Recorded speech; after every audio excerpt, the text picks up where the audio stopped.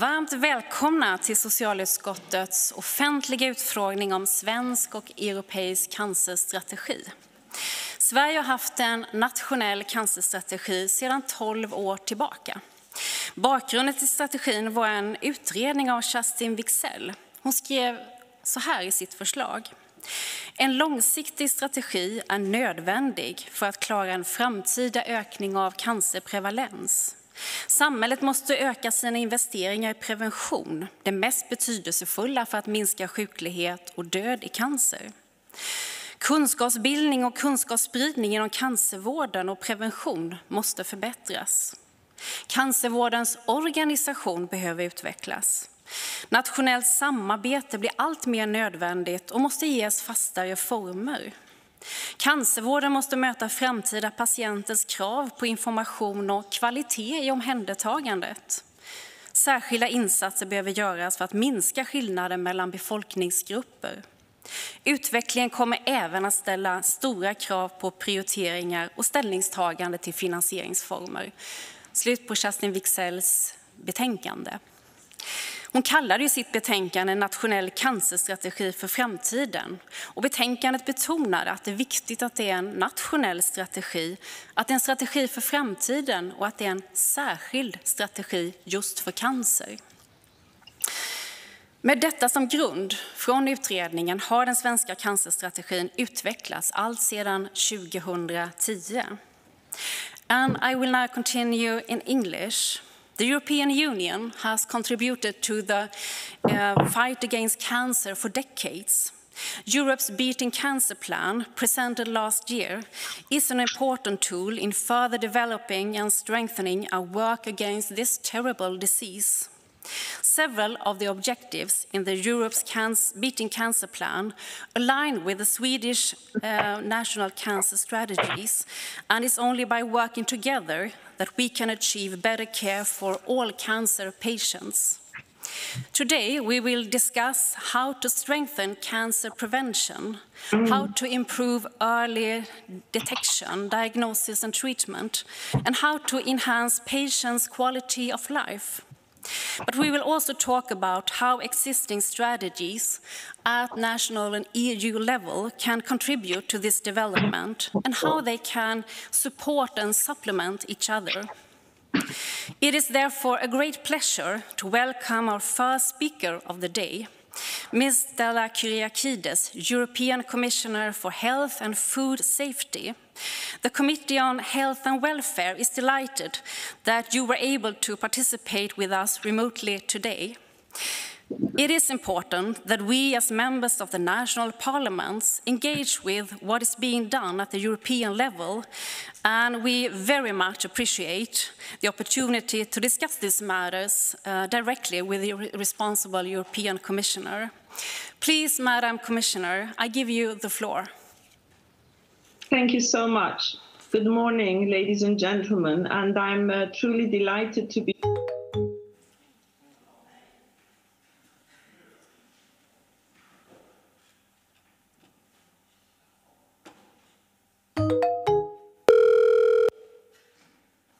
will be taking over the presidency of the EU Council, and I'm delighted that health is featuring so prominently on the Swedish presidency program. Of course, we are holding this meeting today as Russia's unprovoked invasion of Ukraine is now in its 4th month. And as we all know, in times of conflict, it is those that are more vulnerable, women, children, patients that suffer most. And of course, this includes cancer patients. So I want to start the few words that I will share with you today with this, and to just share with you that as of 24th of February, it was a turning point for all of us in many respects, because nothing around us was the same anymore that morning. But it was also a moment that we saw solidarity coming first. Solidarity to the Ukrainian people, to the patients, to those fleeing the war. solidarity to our member states on the border of Ukraine and to their citizens who have opened their hearts and their homes to Ukrainian refugees. We immediately established a solidarity system to support the transfer of Ukrainian patients from neighboring countries and Ukraine to the EU member states. It was important that they continue to continue their vital treatment, and many of these are and have been cancer patients. To date, we have transferred up to 500 patients, both adult and children. We need to ensure that these patients continue to receive their care they need. And of course, this does not only include the medical care, but also mental health support, as we have many women and girls who have been victims of unimaginable sexual violence during this war. I want to take this opportunity, and while I'm addressing the Swedish Parliament, to thank Sweden for its tremendous efforts in offering to receive Ukrainian patients, including cancer patients, and for providing the treatment that they receive. And this is genuine solidarity transferred into action. And solidarity, of course, is essential when it comes to cancer care. If we're going to be successful in dealing with cancer, in changing the realities of cancer, we all need to work together. This needs for us to work together as medical and other professionals, governments, researchers, patient groups, policymakers. We need everyone to be on board. We need everyone to be on board from other policy areas as well, such as transport, agriculture, education, and town planning. And we need all member states to be on board. So this is the way that we have worked with the Europe's Beating Cancer Plan. And I know that Sweden has a very long history of effective cancer care. Sweden has a national cancer strategy for the future in place since 2010. And this has a strong focus on prevention, on early detection, on quality of life, on equity, equality, and treatment. And these are all fundamental principles of Europe's Beating Cancer Plan.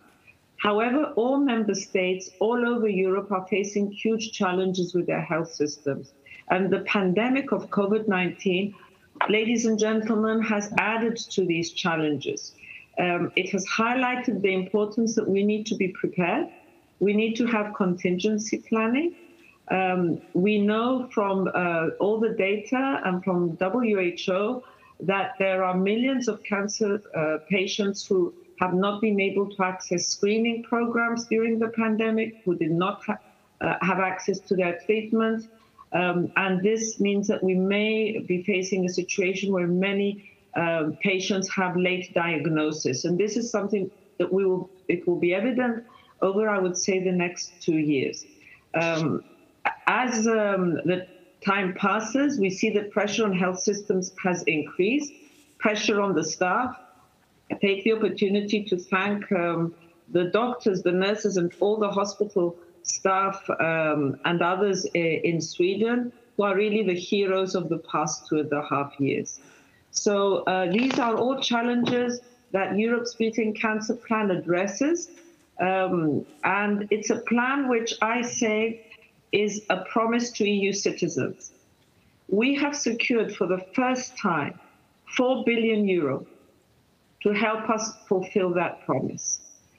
We are now 1 year into the plan's implementation. We have made significant progress. Despite the challenge of COVID-19, we have not missed any of our targets and flagships. This is a priority for the Commission. And I want to thank Sweden for its important contribution over the past year, including in the member state subgroup on cancer. I do not want to take a long time in these initial remarks, but I do want to share some of the major actions. We have a new knowledge center on cancer set up, a Healthy Lifestyles for All initiative. This looks at prevention. We have set up and started work an interspeciality cancer training program, because we know that we need to have the appropriate expertise in place in all member states. And we're working on updating the European Code Against Cancer. These are all very concrete actions from which citizens will see specific benefits. They will be delivering better information to citizens, awareness, we will have better training for our healthcare professionals, and this ultimately results in better care. And I'm very, very pleased that Sweden is participant in 3 joint actions which were launched in 2021.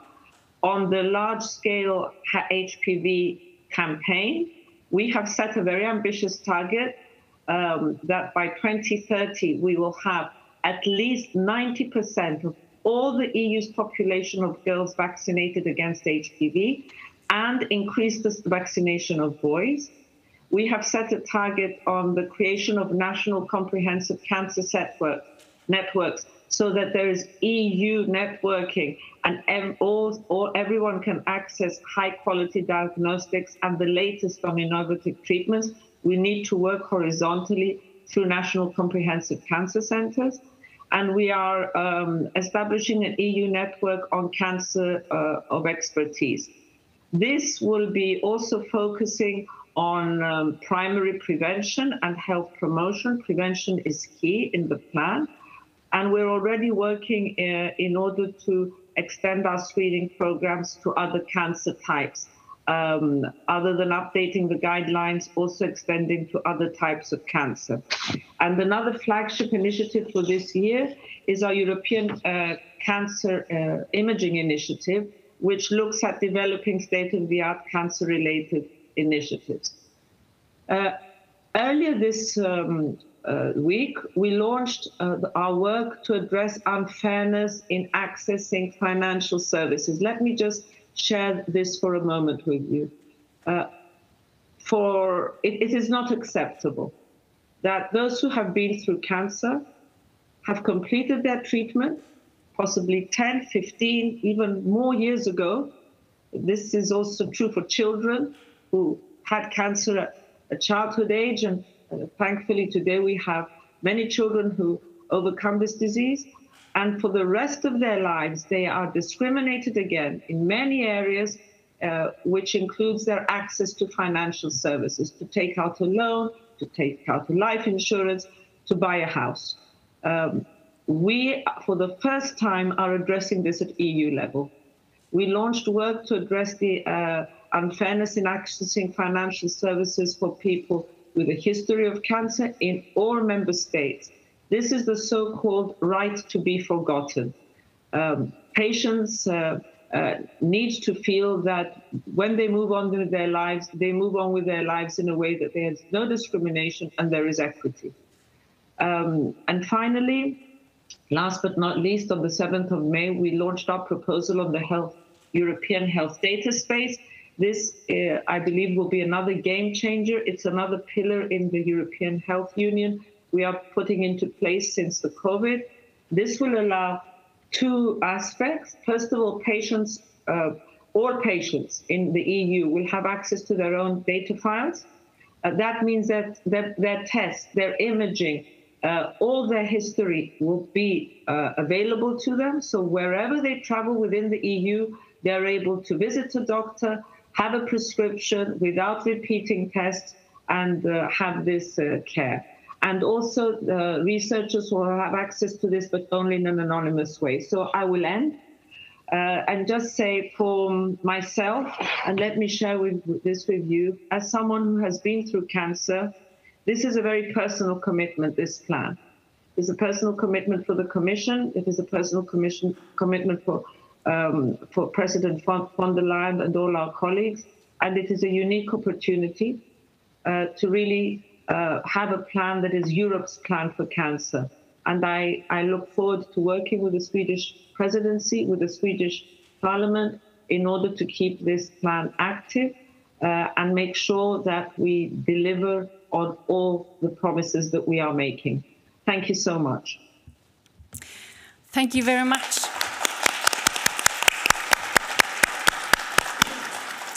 Thank you very much for your address, which has made very clear the importance of Europe's Beating Cancer plan.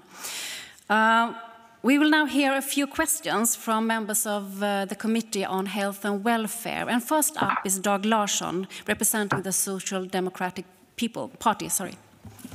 Thank you, Chairman. And thank you, Madam Commissioner Kyriakides. Thank you for a very interesting speech.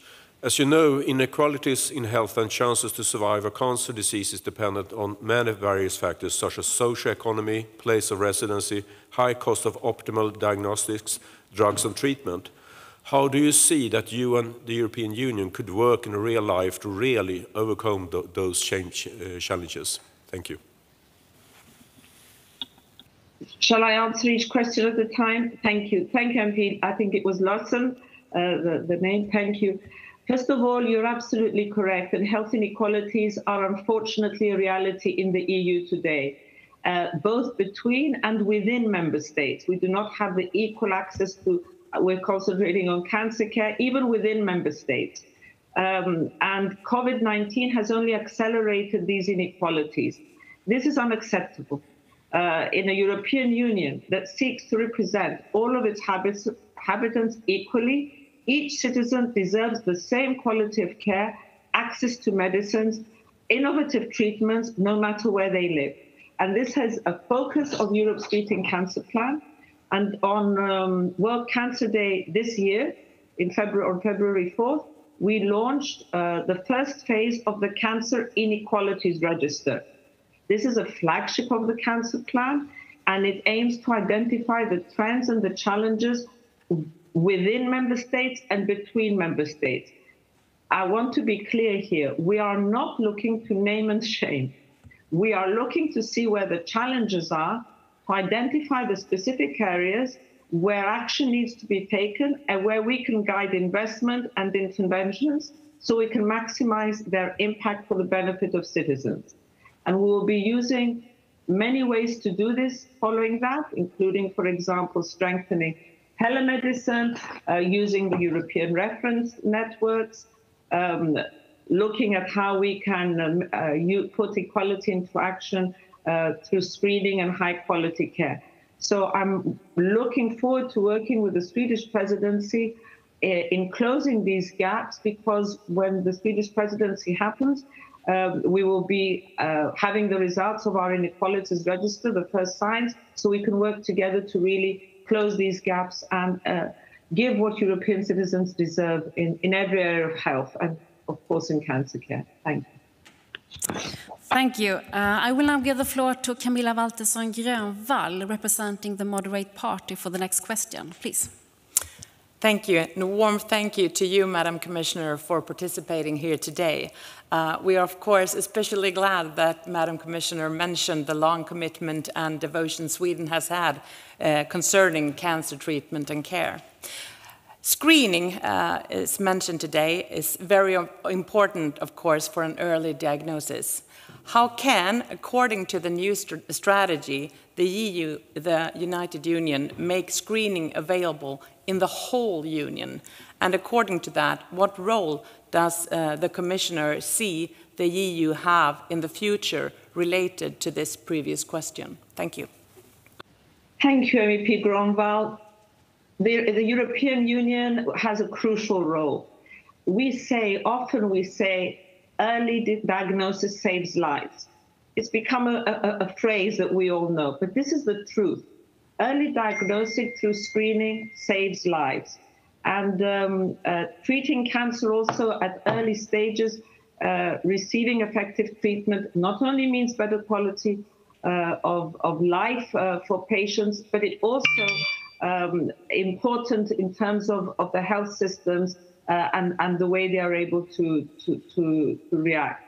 So we are focusing on this in the Europe's Beating Cancer Plan.